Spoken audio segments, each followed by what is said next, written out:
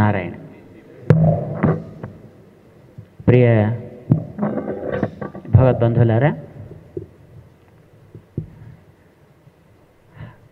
High స్కూల్స్లో ఉండేటటువంటి గణిత అధ్యాపకులందరూ ఒక ఫోరంగా ఏర్పడి గణిత అంశాలలో సౌలభ్యాన్ని సాధించడానికి, సులభంగా విద్యార్థులకి దాన్ని అందించడానికి, ఆ ప్రక్రియలో ఎదురయ్యేటటువంటి సమస్యలని అర్థం చేసుకుని వాటికి సరి అయినటువంటి పరిష్కారాలని అందించడానికి ఈనాటి ఈ కార్యక్రమాన్ని మీరు వినియోగించుకుంటున్నారు అని తెలిసి చాలా సంతోషిస్తున్నాం. సాధారణంగా పిల్లలకి లెక్కలంటే భయం వేస్తుంది, ఇంగ్లీష్ అంటే భయం వేస్తుంది, కొంచెం పైకి వచ్చిన తర్వాత ఫిజిక్స్ అంటే భయం వేస్తుంది, అందులో కూడా లెక్కలు వస్తాయి కనుక. ఎందుకు భయం వేస్తుంది? విషయం మీద స్పష్టత లేకపోతే భయం వేస్తుంది. విషయం స్పష్టంగా ఉన్నప్పుడు భయం అనేటటువంటి ప్రశ్నే నిజానికి ఉత్పన్నం కాదు. విద్యార్థులకి భయం లేకుండా ఉండేటట్టుగా చేసే పద్ధతులని మనం అవలంబించి వాళ్ళకి వాటిని చిన్నప్పటి నుంచి అలవాటు చేయడం, ఇది బహుశా మా చిన్నప్పుడు ఉంటుండేది. మనిషికి ఇదివరకు రోజుల్లో చిన్నపిల్లలుగా ఉండేటప్పుడే ఎక్కాలు నేర్పేవారు. 2 1 2 2 4 2 3 6 అంటూను వాళ్ళకి ఏ 3వ సంవత్సరం వచ్చినప్పటి నుంచో ఎప్పటి నుంచో ఆరంభిస్తే 5వ ఏడాది వచ్చేటప్పటికి కనీసం 10 12 ఎక్కాలు కంఠస్థం అయిపోతూ ఉండేది. 20 దాకా, 6 20, 7 20, 8 20 దాకా మా చిన్నప్పుడు కింద నుంచి పైనుంచి కూడా లెక్క పెట్టిస్తుండేవారు, కంఠస్థం చేయించేవారు. సుమారుగా 6 7 వచ్చేటప్పటికి, అంటే 2వ తరగతిలోకి వచ్చేటప్పటికే శుభ్రంగా ఎక్కాలు 20 20 దాకా కంఠస్థం అయిపోయి ఉండేవి. పిల్లలకి చేసేటటువంటి లెక్కల విషయంలో ఏ రకమైనటువంటి సమస్యలు రానక్కర్లేని సౌకర్యం ఉంటూ ఉండేది. ఇప్పుడు మన పాఠశాలల్లో అసలు వల్లించడం అనేది తప్పు అనేది ఒక కొత్త ట్రెండ్ ఆరంభం చేశారు. ఎందుకంటే ఇప్పుడు ప్రతిదీని వల్లించే పద్ధతి పోయి మొట్టమొదటేమో క్యాలిక్యులేటర్ వచ్చింది, ఇప్పుడు తర్వాత ఫోన్ వచ్చింది. ఇప్పుడు మొత్తం ఏది 2 రెళ్ళు ఎంత అంటే కూడా దాన్ని చూసి టకటకటకట నొక్కి దాంట్లో ఎంతో చెప్పాల్సినటువంటి ఒక సిచ్యువేషన్ ఇప్పుడు వచ్చేసింది. ఇది మనకి పాశ్చాత్యుల యొక్క సంబంధం చేత వచ్చినటువంటి ఒక వైరస్, ఒక జబ్బు. లెక్కల్లో భారతీయులు ఎప్పుడు కూడా చాలా ఉన్నతమైనటువంటి ప్రతిభా పాఠవాలు కలిగిన వ్యక్తులు. మీకు ఎవరికైనా మ్యాథమెటిక్స్ ఎప్పుడు స్టార్ట్ అయ్యో తెలుసునా?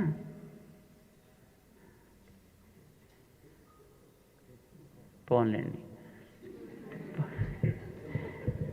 మ్యాథమెటిక్స్లో కంప్యూటర్స్ చాలా ఫాస్ట్గా పనిచేస్తాయి కదా. కంప్యూటర్ సాల్వ్ చేయగలిగిన సంఖ్య ఎంతో తెలుసునా మీకు? ఎంతవరకు కంప్యూటర్ రిసీవ్ చేసుకోగలుగుతుంది? ఏమండి? సూపర్ కంప్యూటర్, నాట్ మీ చిన్నటి ల్యాప్టాప్స్ను డెస్క్టాప్స్ కాదు అనేది. సూపర్ కంప్యూటర్ ఎంతవరకు అంకెల్ని రిసీవ్ చేసుకోగలుగుతుంది, దాన్ని సాల్వ్ చేయగలుగుతుంది. ఎన్ని డిజిట్స్? 23 అంకెల దాకా తీసుకుంటున్నాయి. 23 దాటితే తీసుకోలేదు. కానీ మన గ్రంథాల్లో మ్యాథమెటికల్ పవర్ ఎంత ఉండేది అనేది మీకు తెలియడం కోసం మీకు ఒక చిన్న ఇన్సిడెంట్ని రామాయణంలోంచి చెప్తాను నేను.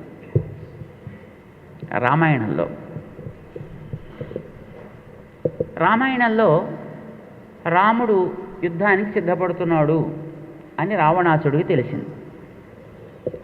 తెలియగానే తన దగ్గర ఇద్దరు మంచి మ్యాథమెటిషియన్స్ ఉండేవారట. ఒక ఆయన పేరు శుకుడు, మరొక ఆయన పేరు సారణుడు అని పేరు. సుఖ సారణ ఇద్దరికి పేరు. వీళ్ళిద్దరిని పంపించి సుగ్రీవుడి దగ్గర ఎంతమంది సైన్యం ఉన్నారో మీరు స్టాటిస్టికల్ రిపోర్ట్ తీసుకుని రండాయా అని పంపించాడు. వాళ్ళు ఇద్దరు చిలకల వేషం వేసుకుని వెళ్ళారు. పైన ఎగురుతున్నారు. అలా ఈ వానర వీరులు అందరూ కూడా అప్పటికే మొత్తం దేశంలో అన్ని వైపుల నుంచి కూడా వచ్చి సుగ్రీవుడి యొక్క పిలుపుని తీసుకొని వాళ్ళంతా వచ్చి అక్కడక్కడక్కడ ఆ కిష్కింధ నగరంలో ఈ చెట్ల కింద ఆ చెట్ల కింద తిరుగుతున్నారు అప్పటికే. సో వీళ్ళు వెళ్ళారు, ఈ పైన ఎగురుతూ చూస్తున్నారు. మెల్లిగా వాళ్ళు నోట్ చేసుకుంటున్నట్టున్నారు. కానీ ఎవడో కోతిగాడు కనిపెట్టాడు. జంతువులు కదా, మనుషుల కంటే వాటికి సెన్సేషన్ చాలా పవర్ఫుల్గా ఉంటుంది. సరే కనిపెట్టి వీడెవడో మనవాడు కాడురా, మామూలు మనిషి కాడు, వీడెవడో వచ్చినవాడు మామూలు పక్షి కాదు, ఇది ఏదో సమ్ క్రిటికల్ పక్షి అని దాన్ని పట్టుకున్నారు. రెండు లాగించారు. లాగిస్తే నిజం బయటపడింది. ఎప్పుడైతే వాడు రాక్షసుడని తెలిసిందో ఒక్కొక్కడు వచ్చి ఒక్కొక్క దెబ్బ కొట్టడం ప్రారంభించేప్పటికీ వాడు కుయ్యో మొర్రో చచ్చాను రా బాబు అని అనుకుంటూ ఉరుకులు పరుగులు వేసుకుని రాముడి దగ్గర వెళ్ళి కాళ్ళ మీద పడ్డారు. రాముడు అడిగాడు, ఎవరు నాన్న మీరు, ఎందుకు వచ్చారు ఇక్కడికి అంటే, క్షమించండి సార్, రావణాసురుడి యొక్క స్టాటిస్టికల్ డిపార్ట్మెంట్ హెడ్స్ సార్, మాకు వీళ్ళ సైన్యం యొక్క డీటెయిల్స్ తీసుకుని మా రాజుగారు తెలియచేయమన్నారు సార్. క్షమించండి సార్, పొరపాటు మీద వదిలేస్తే పోతాను సార్. ఈ మాత్రం దానికి దొంగ వేషం వేసుకెందుకురా రావడం, హాయిగా మా దగ్గరికి వచ్చి అడిగితే మీకు కావాల్సిన డేటా అంతా మేము ఇచ్చేవాళ్ళం కదా అని వెంటనే వాళ్ళ యొక్క కంప్యూటర్ ఇంజనీర్స్ని పిలిచి ఓ ప్రింట్అవుట్ ఇచ్చేయండి రా మొత్తం మీ స్టాటిస్టికల్ రిపోర్ట్ అంతా, వచ్చిన పెన్ డ్రైవ్లో పెట్టి మొత్తం డేటా అంతా ఇచ్చేయండి రా. ఆ డేటా తీసుకుని వీళ్ళిద్దరూ కూడా వెనక్కి వెళ్ళారు రావణాసుడి దగ్గరికి. రామచంద్రుడు సముద్రం మీద బ్రిడ్జి కట్టి లంకా నగరంలోకి ప్రవేశించాడు. That is the first day. రాముడు ఆ వచ్చిన వాళ్ళందరినీ, అంటే ఇంకా అంత రాలా, ఇంకా సగం మంది ఇంకా వస్తున్నారు, ఇంకా మిగతా వాళ్ళు ఇంకా రావాల్సింది ఉంది. వాళ్ళందరినీ చూసి ఎవరెవరు ఇటుపక్కకి వెళ్ళాలి, ఆ నగరంలో ఈస్ట్ దిశకి ఎవరు వెళ్ళాలి, వెస్ట్కి ఎవరు వెళ్ళాలి, సౌత్కి ఎవరు, నార్త్కి ఎవరు, వీళ్ళందరినీ కూడా ఆయా ఆయా ఆర్గనైజ్ చేయడం వ్యూహాలన్నింటినీ కూడా ఆయన ఏర్పాటు చేస్తున్నాడు. ఇంతలో రావణాసురుడు వచ్చిన సైన్యాన్ని చూడటానికని మేడెక్కాడు. ఈ శుకుడు అనేటటువంటి ఆయన తన దగ్గర ఉండేటువంటి ఐప్యాడ్ తీసుకుని అందులో ఫీడ్ చేసినటువంటి డేటా ఉంది కదా, ఈ డేటానంతటినీ ఓపెన్ చేశాడు.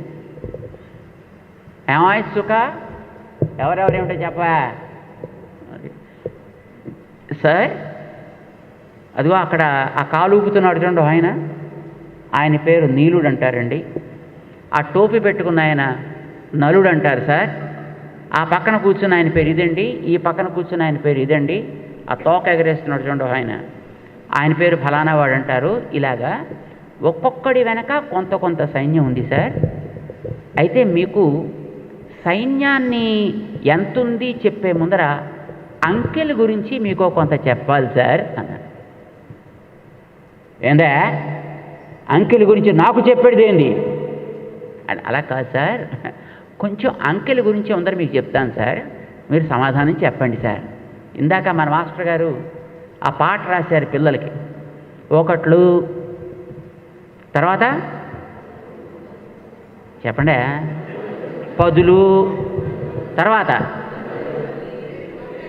వందలు, వేలు, 10,000, లక్షలు, 10 లక్షలు, కోటి. కోటి అంటే ఎన్ని సున్నాలు? 7 సున్నాలు. తర్వాత 10 కోట్లు అంటే ఎన్ని సున్నాలు? 8. ఇంకో తర్వాత ఇంకో సున్నా పెడితే 100 కోట్లు అంటే ఎన్ని సున్నాలు? 8, 9. ఇంకో 2 సున్నాలు పెడితే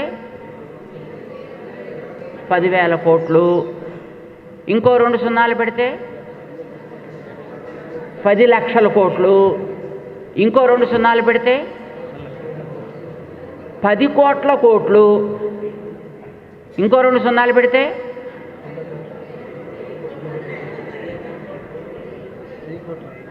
ఇంకో 5 సున్నాలు పెడితే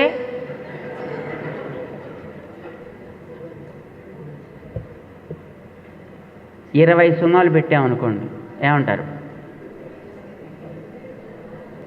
రావణ, అందుకే లెక్కలు అడిగానయా నిన్ను. లెక్కలు నీకు ఎంతవరకు తెలుసునో తెలుసుకుందా? అంకెలు చెప్పబోయే ముందర తెలుసుకోవాలి కదా. మన జన్మలు ఎప్పుడు ఆరంభమైనాయి? పోన్లేండి, వద్దు. ఆకాశంలో నక్షత్రాలు ఎన్ని?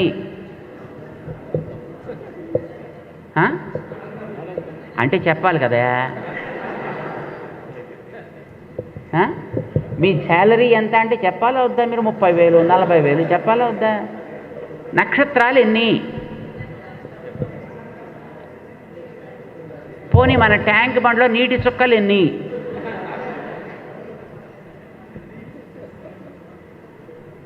ఏమండి, మన మూసి నదులు ఇసుక రేణువులు ఎన్ని?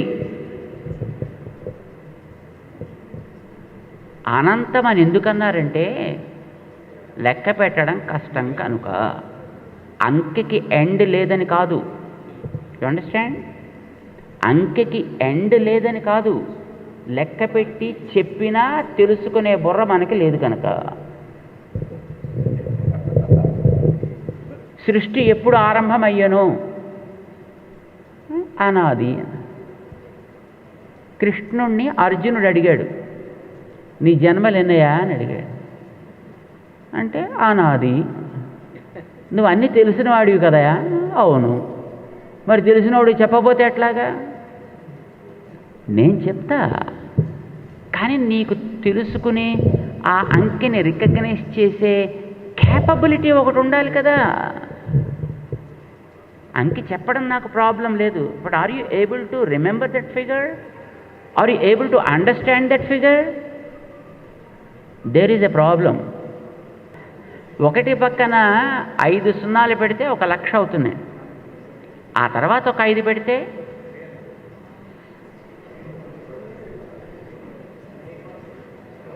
అయుతం. ఇంకో 5 పెడితే నియుతం.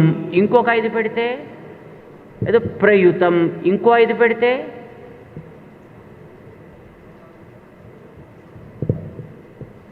అయిపోయింది అక్కడికి మన పని. ఇలా రావణ, నీకు అంకెల గురించి నేను చెప్తానయా. ఆ చెప్పిన తర్వాత సుగ్రీవుడి వెనక అసలు ఎంతమంది ఉన్నారో నేను చెప్తా. నోట్ చేసుకోండి, మీకు చెప్తున్నాను నేను ఇప్పుడు. రేపొద్దున మీకు కూడా పనికి వస్తుంది.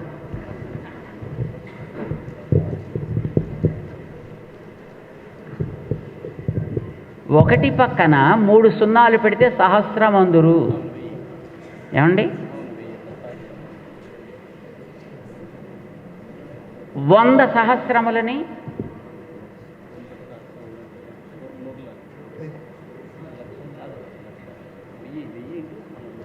అయుతమందురు.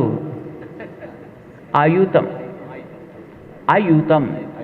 యా, 7 సున్నాలు పెడితే అంత అప్పుడు మీరే చెప్పిండ్రు కదా, 1,00,00,000 అందురు.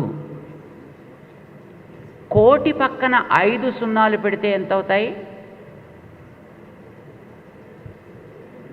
12 సున్నాలు. 12 సున్నాలు పెడితే దాన్ని శంఖము అందురు. దాని పక్కన 5 పెడితే మహాశంఖం అందురు. ఏమండి? దాని పక్కన ఇంకో 5 పెడితే బృందము అందురు. బృందము. ఆ పక్కన ఇంకో 5 పెడితే మహాబృందము అందురు. ఆ పక్కన ఇంకో 5 పెడితే పద్మము అందురు. ఇంకొక 5 పెడితే మహాపద్మము అందురు. ఆ పక్కన ఇంకో 5 పెడితే ఖర్వము అందురు. ఇంకొక 5 పెడితే మహాఖర్వము అందురు. మరో 5 పెడితే సముద్రం అందురు. ఇంకొక 5 పెడితే అంటే ఎన్ని సున్నాలు అయ్యాయి అక్కడికి?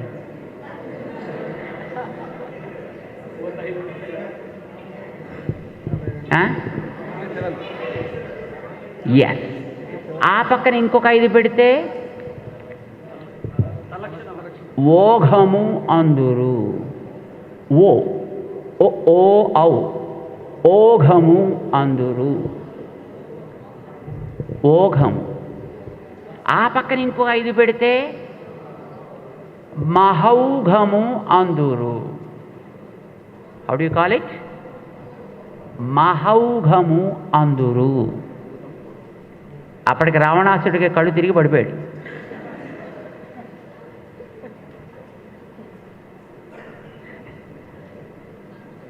అప్పటికి వచ్చేప్పుడు రావణాసుడికి కళ్ళు తిరిగిపోయాయి. అర్థమైందా రావణ నీకు? సుగ్రీవుడి వెనక వచ్చేటటువంటి వానర వీరుల్లో ఒక మహౌఘము కాదయా, మహౌఘముల, శంఖముల, ఖర్వముల, ఓఘముల, మహౌఘములు ఎన్నున్నాయో తెలియనంతమంది వానర వీరులతోటి రాముడు లంకా నగర ప్రవేశం చేస్తున్నాడు సుమా అని సమాచారం చెప్పాయండి.